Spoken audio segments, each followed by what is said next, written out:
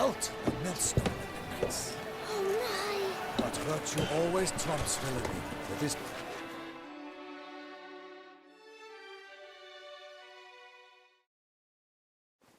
Need to speak to the Duchess, urgently. All right, you scamps. Story's done. Go find your parents. But the Pomerine, what about the story of Rittik and the dragon? A tale's for another time. But take a good look at the man who stands before you now. This is Geralt of Rivia, the master witcher who lent his valiant hand to the defeat of the giant Goliath. Master Witcher, is it true virtue always trumps villainy?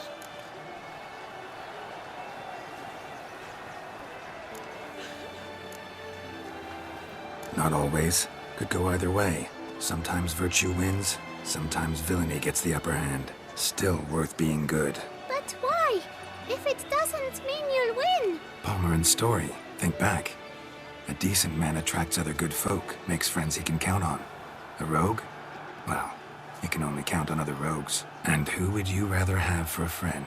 A man of virtue? I must agree. Now, that will do for questions. Go find your parents. Her Enlightened Highness has doubtless arrived at the tourney grounds to watch the battle in the arena.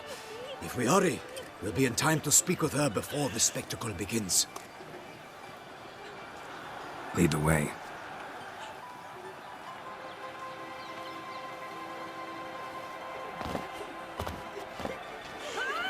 Who's fighting? Nilfgaardian gladiators? Close, but not quite. As you will soon see. Someone's gonna fight a Shaelmaar? With only some bells on its tail to confuse it, slow it down? Whatever is the problem? The beast is a gift from the Emperor, no less.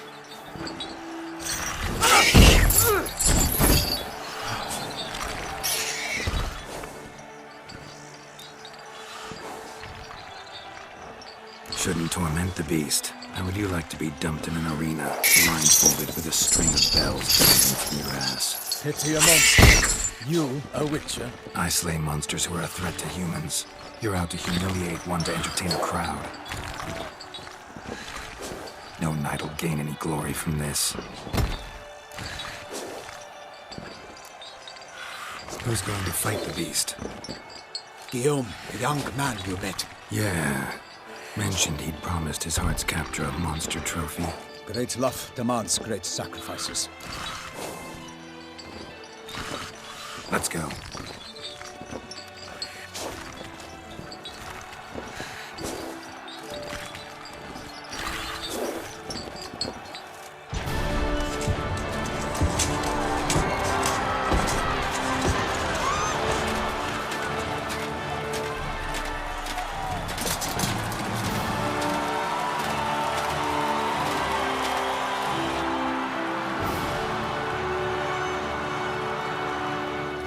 I dedicate my imminent victory to fair Lady Vivian.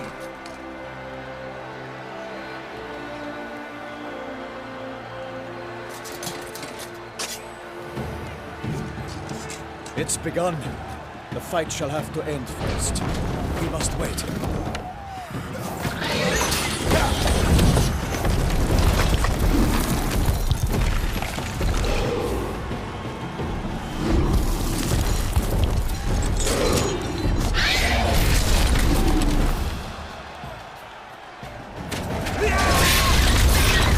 Got a bad feeling about this.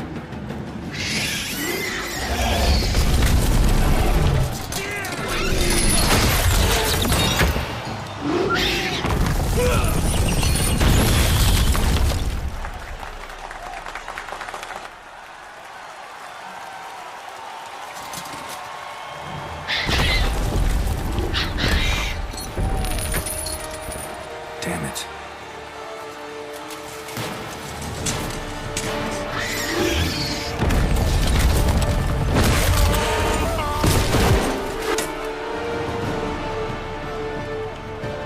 We have to help him.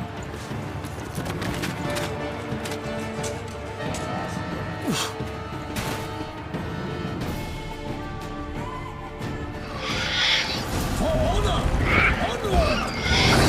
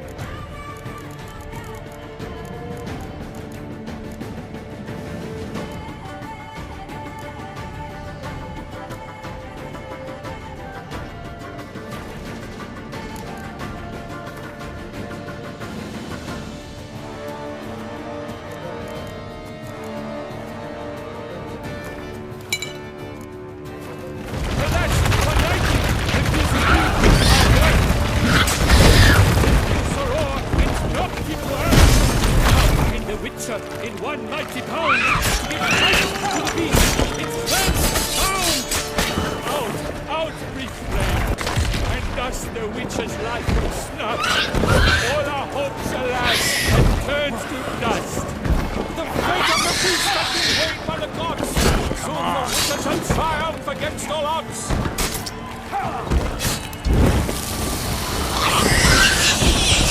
Honor! Wade and country!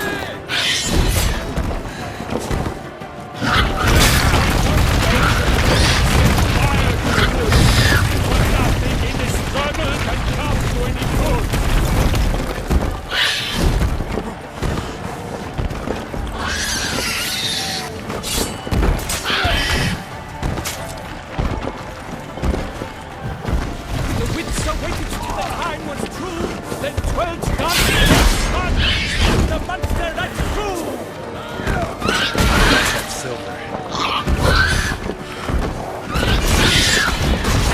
Not good.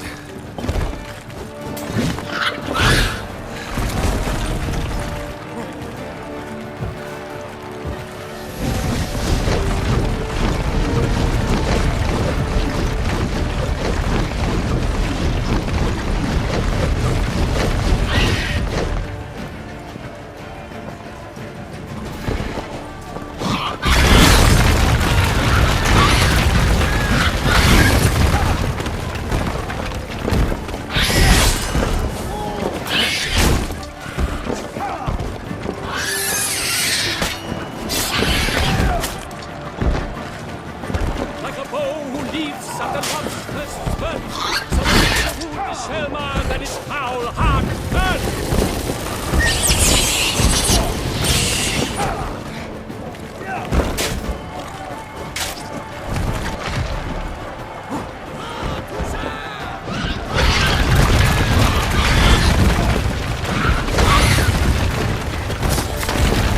Gods dive, flee, faint, his razor strikes belly, Shaelmaar's cries ring aloud, blood has torn his belly.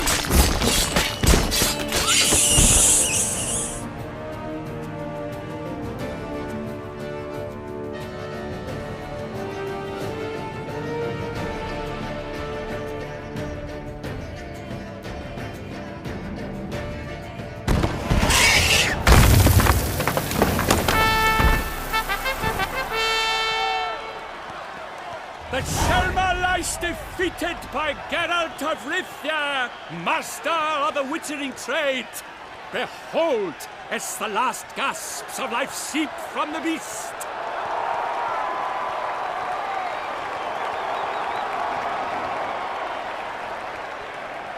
Master Geralt, do what you must. Finish the deed!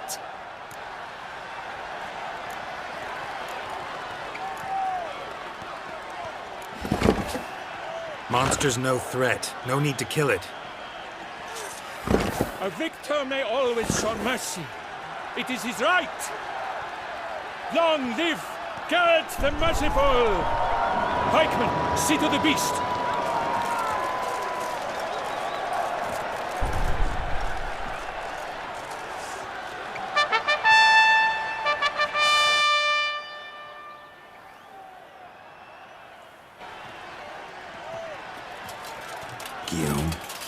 The lad came damned close to dying. I'm fine. Not hurt at all. Vivian? Smile as befits a hero and keep silent. Speech clearly pains you. She approaches.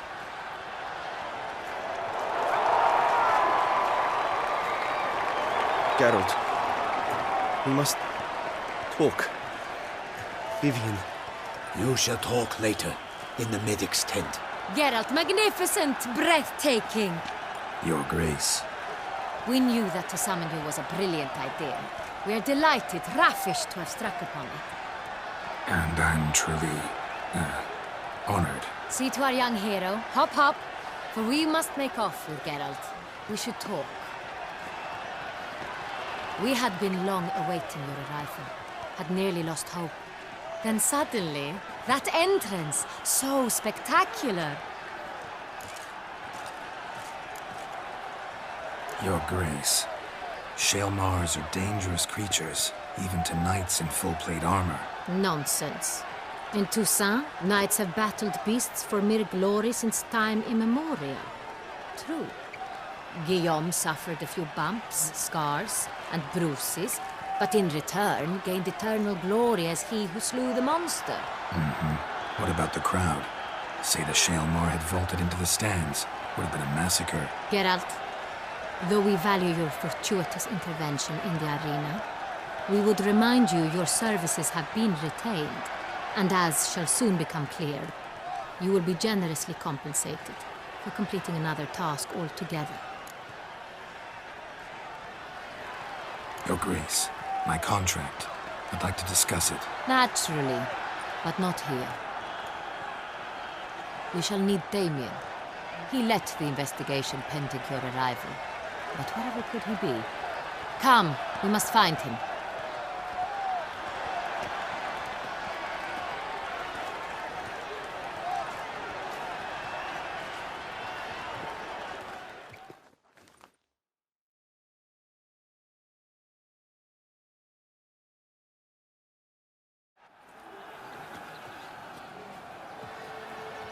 Tell us, have you come alone? Or did Viscount Julian accompany you? Wish to see Dandelion, Your Grace? Yes. I mean, no. Yes. But solely to tell him we regret. Yes, deeply regret rescinding the death sentence we so justly handed down upon him. If we could turn back time, we would make certain he sat in a tower till he rotted. No, we would ensure he was broken on the wheel, then drawn, hanged, and quartered.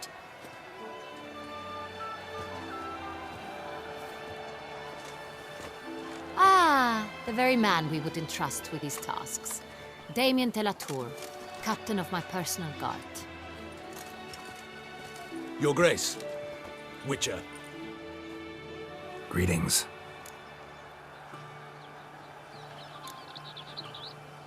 Sorry to have to tell you, but the guardsman handling the last victim's body... I know already.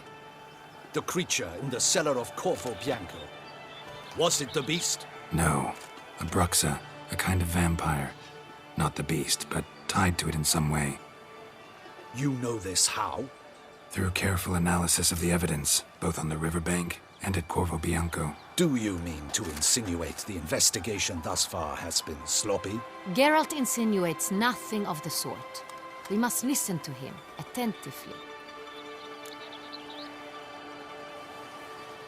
I examined the body of the beast's last victim. Might have found something, need to analyze it. A quiet place, that's what I could use most right now. And maybe the help of an alchemist or a mage. Also like to hear all you know about the previous victims. Take it Sir de la Tour is my man for that. Firstly, call me Damien, please. Secondly, you should know I spoke against summoning you here. I've heard much about you. You bring trouble, or thus far have, always. And we've enough trouble as it is. Yet we are capable of defeating the beast on our own, without an outsider's help. I've no doubt about it.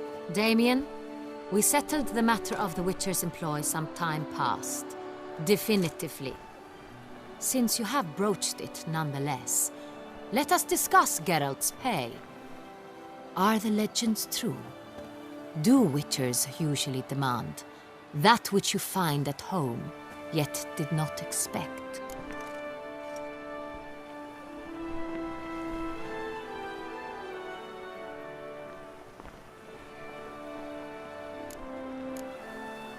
Not quite, Your Grace. Law of surprise, it's something we invoke at times, but rarely. Usually we just take gold. Disappointing. This law sounds rather romantic. On the other hand, on returning to the palace, we would likely find impatient petitioners or a set of sample fabrics for a new dress. Poor rewards both. I fear you'd not have much use for any of the surprises we are likely to come upon. Thus we've decided you shall receive the deed to a vineyard, Corvo Bianco, and a sum of coin. You will doubtless consider this adequate. Title to the vineyard shall be given to you at once. Surely you'll need lodgings while you hunt. The coin, however, will be yours only once you have slain the beast. Lovely, generous gesture, Your Grace. Corvo Bianco. Isn't it the Duchy's temporary morgue? Is it now? The Chancellery's bungled things again, we fear. Not to be left unsupervised for one instant. Yet, in its mood, a morgue should present minimal problems to a Witcher. What's more, Nothing enhances a wine's reputation better than a grim legend. Thank you, Your Grace. I accept the contract, of course. But as I said before, I'll need some information.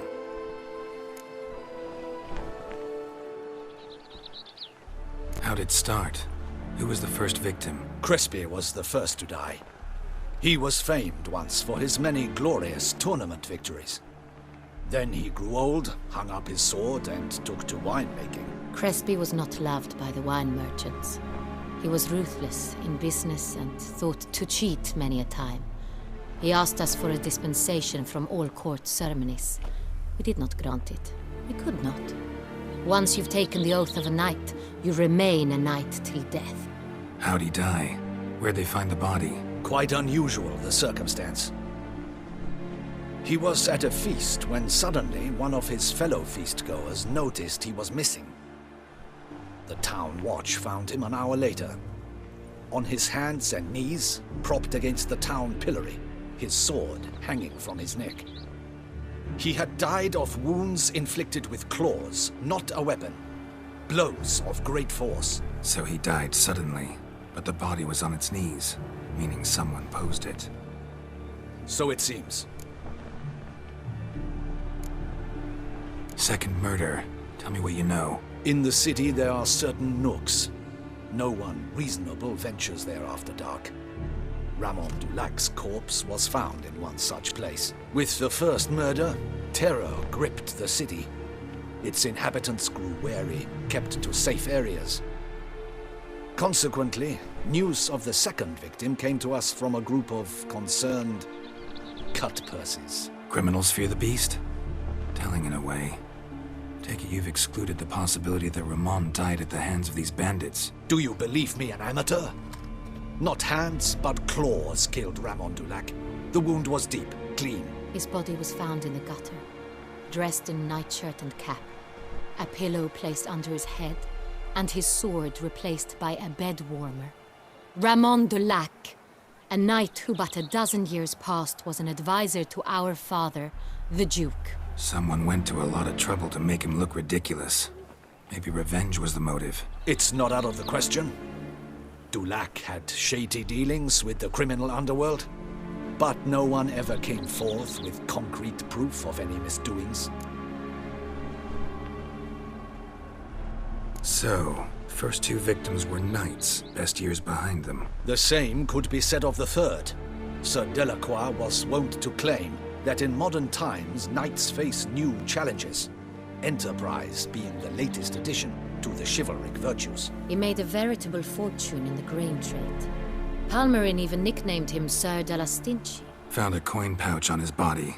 Contained florins dating from various times, hailing from different provinces of the Empire. Delacroix loved coin, true, but had no patience for numismatics.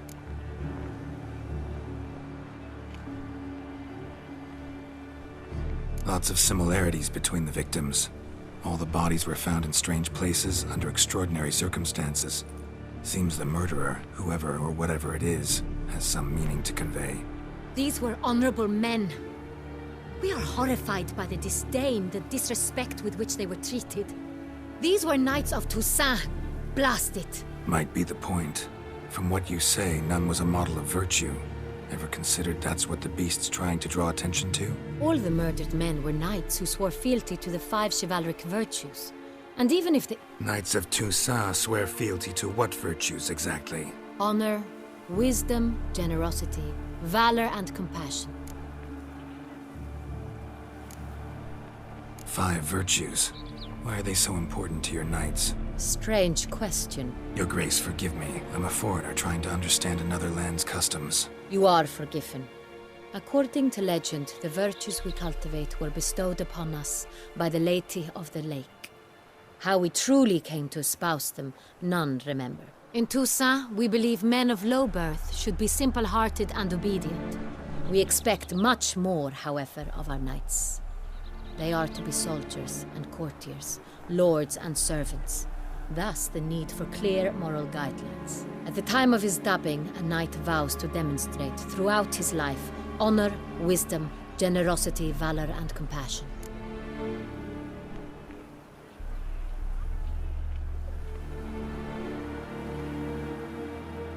Beast seems to be pointing up moral decay, denouncing it. Victims were all humiliated.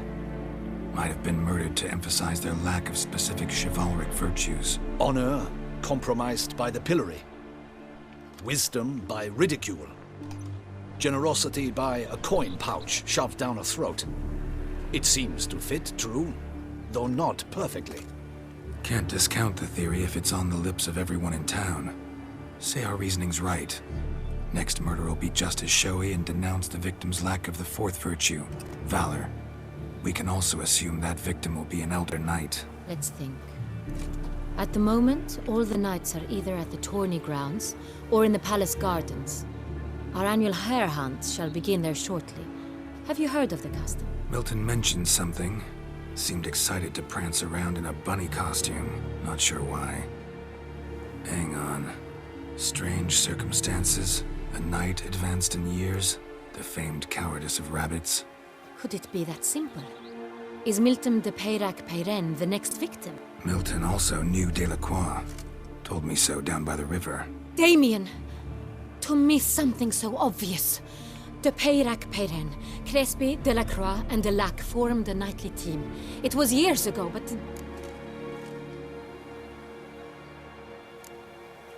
They were a team? They were close friends, tightly knit, and as such earned the trust of our father, the Duke. We often witnessed him turn to them with delicate matters. Later, their paths diverged. Unlikely to be a coincidence. Beast must know it too. It's a lead, I'm sure. Your Grace, we need to find Milton, immediately. Rather problematic. You see, the garden entertainments are due to start, and he's disguised as the hare, hiding somewhere, waiting for some tipsy courtiers to find him. The hare's hiding place is a carefully guarded secret. We must call off the game, at once. First and foremost, we must remain calm. Damien, order the garden searched immediately, but discreetly. By no means can we disrupt the festivities. Panic will only incite the beast to strike sooner. And you, Witcher, follow me. My gardens, my night, I shall take the fall. A murder is out of the question. I will not allow it. Not near my palace. Horses?